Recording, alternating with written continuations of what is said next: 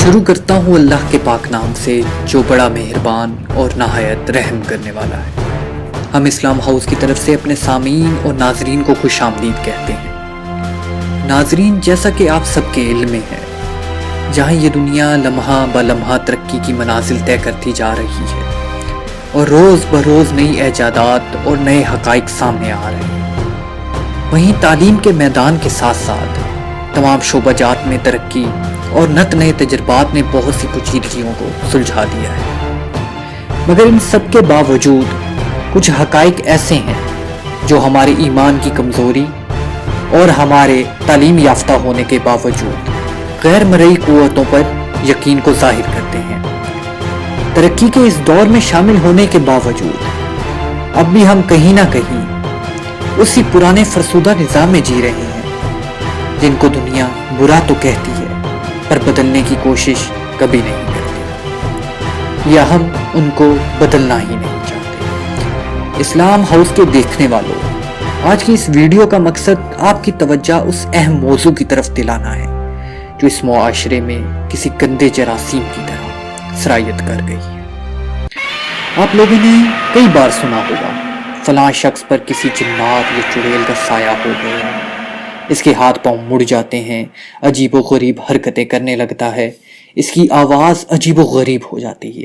ایسی اور بھی بہت سی باتیں ہیں جو اس شخص سے متعلق مشہور ہو جاتی ہیں اور ہم بغیر کچھ سوچے ان باتوں کو جنات اور چڑیلوں سے جوڑ دیتے ہیں، اور یہی نظریہ ہمیں جعلی بابوں کے پاس لے جاتا ہے جو ہمیں پہلے ہی لوٹنے کی طاق میں بیٹھے ہوتے ہیں۔ خواتین و حضرات، اس میں کوئی شک نہیں کہ جنات کا وجود اس دنیا میں موجود ہے، جس کی تصدیق قرآن پاک میں بھی کی گئی ہے۔ قرآن پاک میں اس بات کا کہیں ذکر نہیں کہ جنات انسان کے جسم میں قبضہ کرنے کی طاقت رکھتے ہیں۔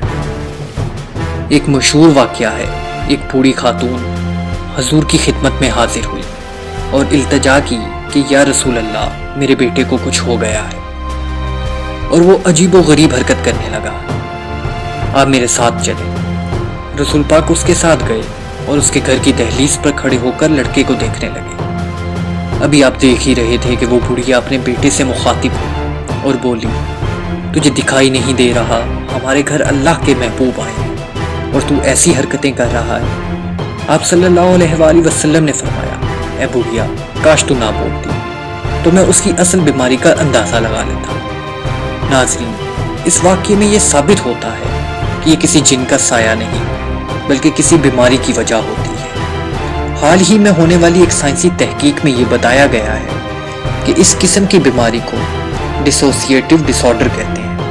تحقیق کے مطابق اس بیماری کی چند علامات یہ ہیں جو مریض میں ظاہر ہوتی ہیں، ان میں بے ہوشی، طاری ہونا، ہاتھ پاؤں کا مڑ جانا، جھٹکے لگنا، بول نہ پانا، آواز کا بدل جانا اور زور سے ہنسنا یا رونا، اپنے آپ کو نقصان پہنچانا اور زیادہ طاقت آ جانا شامل ہے۔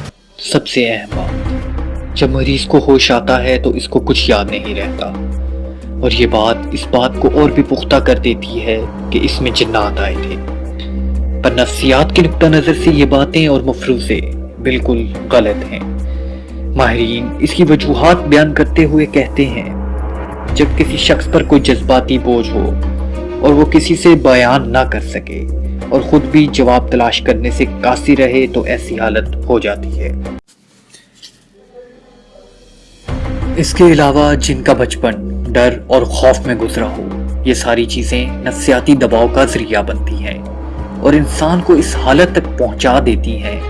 ماہرین کے مطابق یہ ایک پر اسرار بیماری ہے جن کو ماہرین نفسیات ہی سمجھ سکتے ہیں، پر ہم اپنی کم علمی کی وجہ سے مریض کی جان تو داؤ پر لگا لیتے ہیں پر اپنی فضول سوچوں کو بدلنے کی کوشش نہیں کرتے۔ ان سب بیماریوں کا تعلق ذہنی سکون کی کمی کی وجہ سے ہوتا ہے، اور جو سکون اللہ کی عبادت میں اور اس کے آگے سجدہ کرنے سے مل سکتا ہے وہ دنیا کا کوئی بھی ڈاکٹر نہیں دے سکتا۔ اگر آپ کو ہماری آج کی ویڈیو اچھی لگی ہو تو ویڈیو کو لائک کر کے شیئر ضرور کیجیے گا۔ اس کے ساتھ اجازت دیجیے گا اور اپنے قریبی لوگوں کا بہت خیال رکھیے گا، اور ہمارا چینل سبسکرائب کرنا مت بھولیے گا۔ اللہ حافظ۔